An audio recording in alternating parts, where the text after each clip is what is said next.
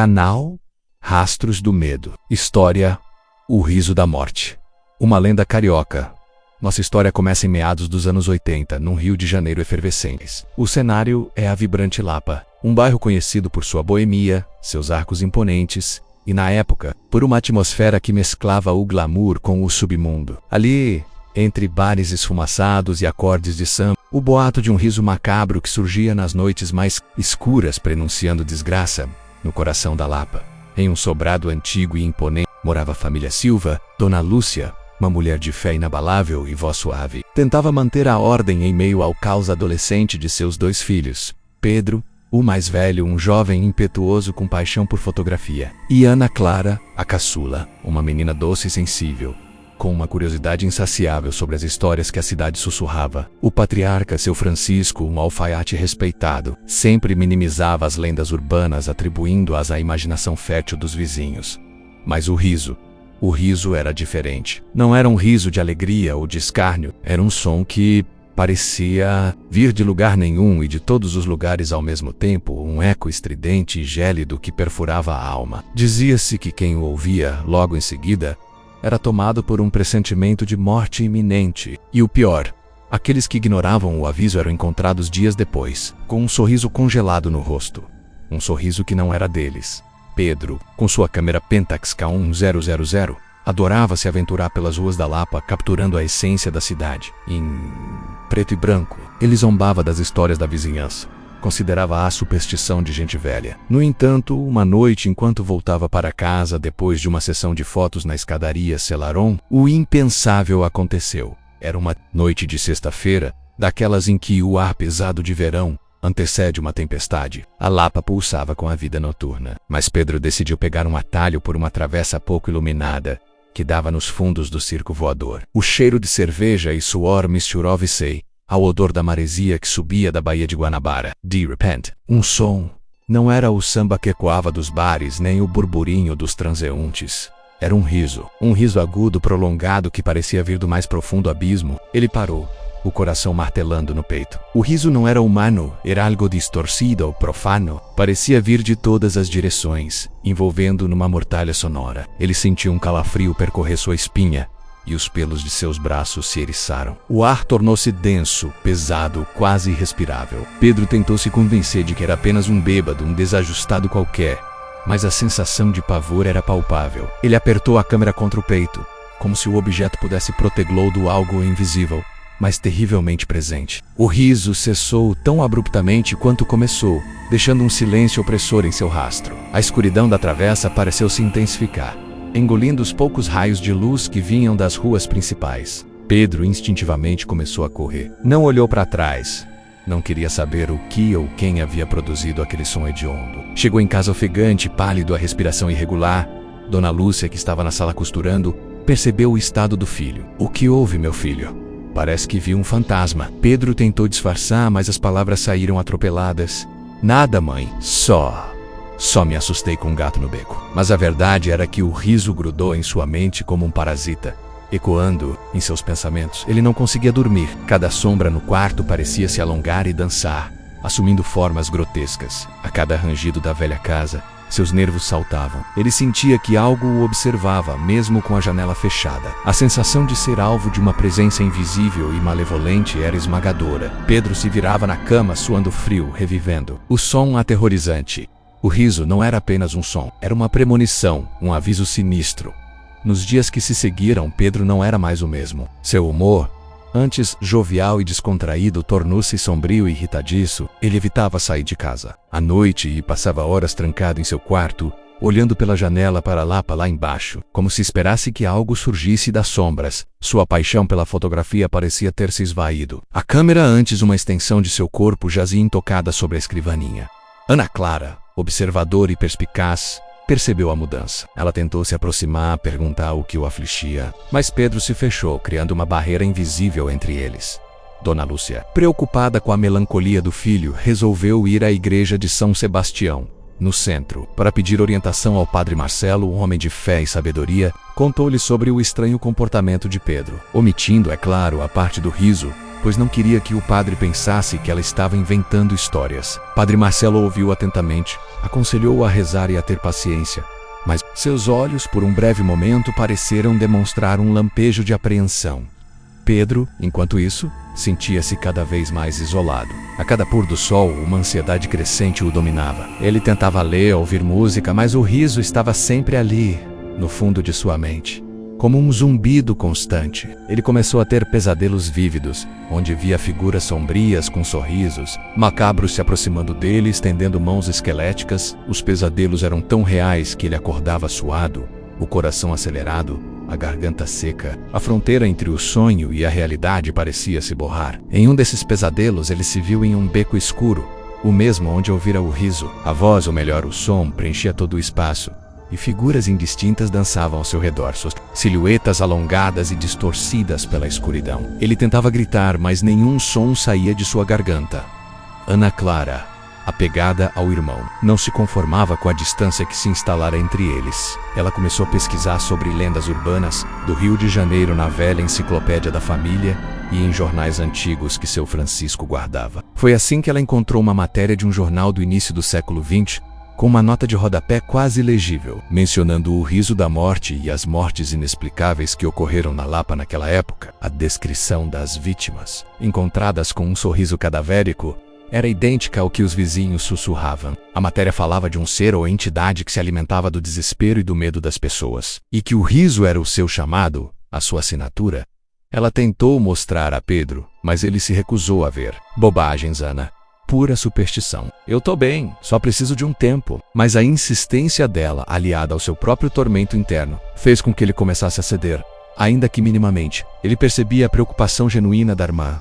Uma noite, enquanto seu Francisco e Dona Lúcia saíam para um jantar com parentes em Copacabana, Pedro e Ana Clara estavam sozinhos em casa. Uma tempestade de verão, daquelas que derrubam galhos e assustam o rio, começava a se formar. Raios cortavam o céu, iluminando a Lapa em flashes fantasmagóricos. Os ventos uivavam, batendo nas janelas do sobrado. Ana Clara, sentindo a oportunidade de finalmente confrontar o irmão, sentou-se ao lado dele na sala. Pedro, eu sei o que você ouviu. Eu sei sobre o riso da morte. Pedro empalideceu. Como você sabe? Eu pesquisei. Não é a primeira vez que isso acontece na Lapa.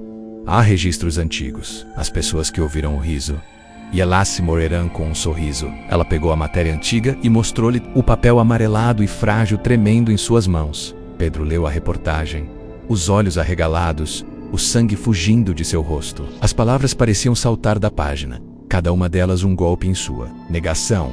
O suor frio escorria por sua testa. Então, eu estou condenado? Sua voz era um sussurro, quase inaudível, carregada de um desespero que Ana Clara nunca havia visto nele. Não é isso que está dizendo. Diz que é preciso encontrar uma forma de quebrar o elo, de enfrentar o medo. Ela se lembrou de uma passagem que falava sobre a importância de não ceder ao desespero, de não permitir que a sombra se apodere da luz. Nesse momento, um trovão estrondoso fez a casa tremer. As luzes piscaram e se apagaram, mergulhando o sobrado em completa escuridão. A chuva caía torrencialmente, tamborilando no telhado e nas vidraças. Um silêncio sepulcral se instalou, interrompido apenas pelo vento e pela chuva incessante. Então ele veio. O riso, mais alto, mais próximo, mais aterrorizante do que antes, parecia vir do interior da casa, ecoando pelos corredores, subindo as escadas, envolvendo-os em sua melodia profana. Não era apenas um som, era uma presença fria, opressora, que sugava a energia do ambiente. As velas que Ana Clara havia acendido tremeluziram, ameaçando se apagar. Pedro cambaleou para trás, caindo no sofá, os olhos vidrados de terror. Ele estava paralisado pelo medo. As palavras de Ana Clara sobre enfrentar o medo ecoando em sua mente, mas a capacidade de agir havia desaparecido. O riso parecia perfurar seus tímpanos, entrando em sua mente e torturando-o. Ele sentia a loucura se aproximando, uma onda de pânico que ameaçava engolê-lo por inteiro. Ana Clara, apesar do próprio pavor, viu o desespero nos olhos do irmão. Ela sabia que precisava fazer algo, e rápido. Lembrou-se de um artigo antigo que falava sobre o riso ser uma manifestação do desespero coletivo, de medos não enfrentados que se materializavam. Era uma entidade que se alimentava do pânico, uma parasita psíquica que ganhava força à medida que suas vítimas sucumbiam ao terror. O artigo sugeria que a chave para combatê-lo era a esperança e a resolução, Ela pegou a câmera de Pedro, que estava sobre a mesa, e a ergueu. Pedro, lembre-se do que te faz feliz. Lembre-se do seu amor pela fotografia, do seu amor pelo rio. Não deixe que isso te vença. Sua voz, apesar de trêmula, carregava uma determinação feroz. Ela sabia que o medo era a arma da entidade, e que a única forma de combatê-lo era com algo mais forte. O riso intensificou-se, tornando-se uma cacofonia ensurdecedora. As velas se apagaram de vez. A escuridão era quase palpável, e a sensação de que havia algo pairando sobre eles era avassaladora. Pedro fechou os olhos, as mãos cobrindo os ouvidos, tentando abafar o som que o torturava. As palavras de Ana Clara pareciam distantes, quase inaudíveis em meio ao clamor infernal. Pensa, Pedro. Pensa na luz, no sol do rio, nas cores da Lapa, na alegria que a fotografia te traz. Não é uma maldição. É um teste. Ana Clara gritava, sua voz competindo com um riso demoníaco. Ela tentava se lembrar de cada detalhe da pesquisa, cada nuance dos relatos. Havia um ponto em comum. O riso parecia se fortalecer na inércia, na passividade das vítimas. De repente, as palavras de Ana Clara, a menção da câmera, algo começou a se mover na mente turva de Pedro. Ele se lembrou da alegria de capturar um momento, da satisfação de congelar a beleza do mundo em uma imagem, a paixão que ele havia deixado de lado. Ele pensou nos arcos da Lapa iluminados pelo sol, na irreverência dos artistas de rua, nos sorrisos de seus amigos. Pequenas fagulhas de esperança começaram a acender-se em sua mente. Ele abriu os olhos, ainda assustado, mas com um novo brilho. A câmera! Ana Clara, vendo a mudança, o encorajou. Sim, use-a. Fotografe o medo, capture-o, expulsa. Pedro, num ato de coragem quase insano, ergueu a câmera Pentax K1000, que parecia subitamente pesada em suas mãos trêmulas. O riso estava ensurdecedor. As sombras dançavam de forma grotesca ao seu redor. Ele apontou a lente para o vazio, para a escuridão que parecia emanar o som. O clique do obturador ecoou na sala, um som insignificante diante do riso, mas um som de desafio. Ele clicou de novo. E de novo, como se cada flash, cada fotografia pudesse espantar a escuridão desmaterializer. Ele sentiu uma energia estranha, quase elétrica, fluindo através de suas mãos. Cada clique era um ato de resistência, uma afirmação de sua própria vontade contra a influência maligna. Era como se ele estivesse capturando não apenas a imagem, mas a própria essência do terror aprisionando-o em seus negativos. E então, o riso começou a diminuir, não de uma vez, mas lentamente, como um som que se esvai na distância. As sombras recuaram, as velas, como por um milagre, acenderam-se novamente, revelando uma sala bagunçada, mas sem a presença opressora. A respiração de Pedro era pesada, mas o pânico havia diminuído, substituído por uma exaustão profunda e um estranho senso de triunfo. Ele havia confrontado o riso da morte e, de alguma forma, o havia silenciado. O tempo parecia ter parado. Ana Clara abraçou o irmão com força, ambos exaustos e assustados, mas vivos. A tempestade lá fora ainda castigava a cidade, mas dentro do sobrado, a calma havia retornado. Na manhã seguinte, seu Francisco e Dona Lúcia voltaram para casa, encontrando os filhos pálidos e silenciosos, mas ilesos. Eles notaram algo diferente em Pedro. A melancolia havia desaparecido, substituída por uma seriedade madura e uma nova determinação. Ele havia passado por algo profundo e transformador. Dona Lúcia, percebendo que não havia mais espaço para segredos, finalmente contou a seu Francisco sobre o riso que Pedro havia ouvido. O patriarca, antes cético, ouviu a história com uma expressão de surpresa e talvez um pouco de temor. Pedro revelou os negativos das fotos que havia tirado na escuridão. Para sua surpresa, as imagens revelavam apenas a sala vazia, com as sombras alongadas pela luz brusuleante das velas. Não havia figuras, não havia monstros, mas em cada foto havia uma estranha aura, uma distorção sutil na atmosfera, como se a lente da câmera tivesse capturado a própria essência do medo. Uma impressão etérea que podia ser sentida, mas não vista. A câmera de alguma forma havia servido como um escudo, um portal para desviar a energia sombria. Era como se, ao tentar fotografar o inexplicável, ele tivesse forçado a entidade a recuar, incapaz de suportar a tentativa de ser desvendada. O riso da morte nunca mais foi ouvido na Rua do Lavradio. A história se espalhou, é claro, mas agora com um novo desfecho. As pessoas da Lapa, antes aterrorizadas, começaram a falar da coragem de Pedro e Ana Clara, da dupla que havia desafiado o inevitável. Pedro voltou a fotografar, mas agora com um propósito renovado. Suas fotos da Lapa ganharam uma profundidade, uma sensibilidade que antes não possuíam, como se ele pudesse ver além do óbvio, capturando a alma da cidade, com suas luzes e suas sombras, seus medos e suas esperanças, ele se tornou um cronista visual dos segredos do rio, sempre buscando a beleza escondida e a resiliência humana. Ana Clara, por sua vez, tornou-se uma pesquisadora incansável de lendas urbanas, não apenas para saciar sua curiosidade, mas para entender os mecanismos do medo e da superação. Ela acreditava que essas histórias, por mais assustadoras que fossem, guardavam lições importantes sobre a natureza humana e a capacidade de enfrentar o desconhecido. Ela passou a ver o sobrenatural não apenas como algo a ser temido, mas como um reflexo de nossos próprios conflitos internos.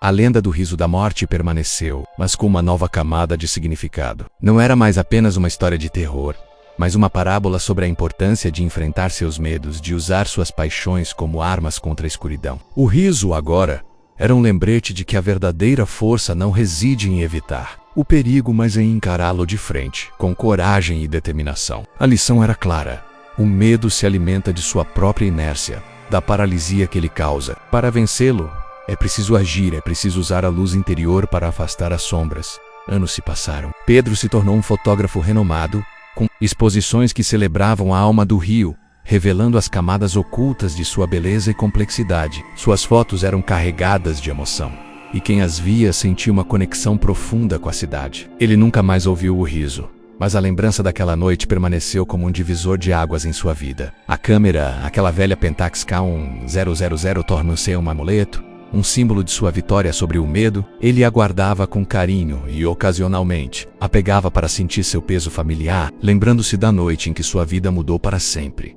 Ana Clara dedicou-se à pesquisa folclórica e parapsicológica, tornando-se uma autoridade em lendas urbanas e fenômenos inexplicáveis. Ela publicou livros e artigos desmistificando algumas histórias, mas validando outras, sempre com uma abordagem cética, mas aberta ao mistério. Ela se tornou uma defensora da importância de preservar essas narrativas, pois acreditava que elas eram parte intrínseca da identidade cultural de um povo. Sua mente analítica, combinada com sua sensibilidade, permitiu-lhe mergulhar em universos que a maioria das pessoas temia sequer tocar. Ela via Lapa não apenas como um bairro, mas como um microcosmo de histórias, um caldeirão de experiências humanas que se entrelaçavam com o sobrenatural.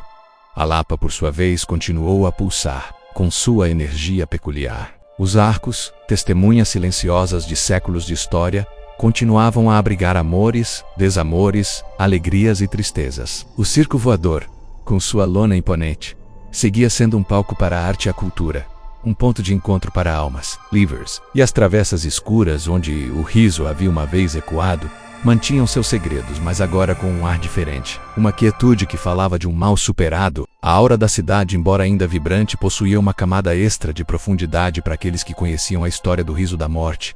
A família Silva, mais unida do que nunca, encontrou uma nova compreensão e respeito pelas histórias que a cidade contava. Seu Francisco, que antes zombava das superstições, agora ouvia com atenção as narrativas de sua filha e até mesmo arriscava algumas perguntas. Dona Lúcia, com sua fé renovada, percebia que a proteção divina também se manifestava na coragem e na resiliência de seus filhos. A casa na Rua do Lavradio, antes um lar comum, tornou-se um símbolo de resistência, um refúgio contra as sombras. Mas a lenda do riso da morte nunca morreu completamente. Ela se transformou sim, mas persistiu, sussurrada em rodas de amigos, contada em noites de chuva. Um lembrete constante de que, mesmo na cidade mais vibrante e ensolarada, há sempre ranvio tênue entre o que vemos e o que está oculto. E que o medo, por mais aterrorizante que seja, pode ser superado com coragem, com a luz que carregamos dentro de nós e com a capacidade de transformar a escuridão em uma oportunidade para crescer. Afinal, as lendas existem para nos ensinar algo sobre nós mesmos, sobre nossos medos mais profundos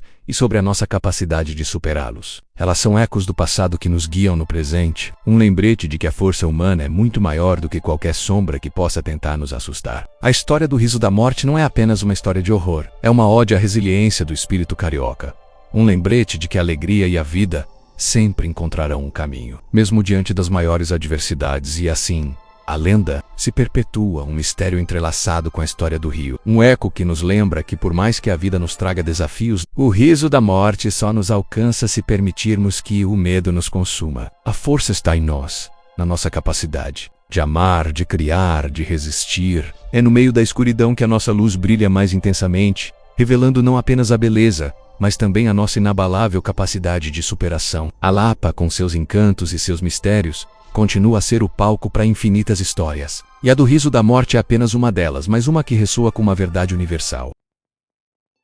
A verdadeira coragem não é a ausência de medo, mas a capacidade de enfrentá-lo e de escolher a luz.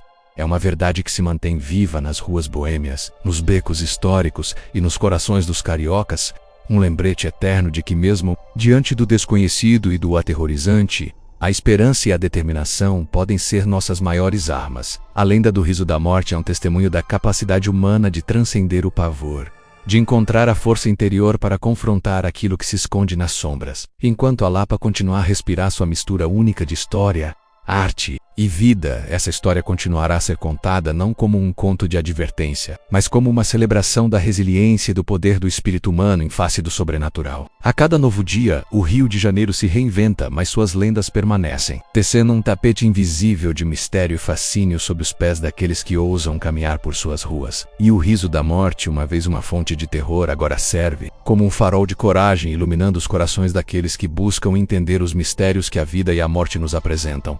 Afinal, a maior lição das lendas não está em nos assustar, mas em nos fazer refletir sobre a força que reside em cada um de nós. A vida no Rio de Janeiro é um espetáculo de luzes e sombras, e cada lenda é uma peça desse intrincado mosaico. O riso da morte, portanto, é mais do que um conto de fantasmas. É um hino à capacidade humana de resistir, de amar e de encontrar a beleza mesmo nos lugares mais sombrios. E assim, a cidade continua a respirar, suas histórias se entrelaçando, suas lendas sussurradas, convidando a todos a mergulhar em seus mistérios e a descobrir a força que reside dentro de si. A Lapa, testemunha de tantos acontecimentos, guarda em suas vielas e sobrados a memória dessa noite. Um lembrete silencioso de que a coragem é a maior arma contra o desconhecido.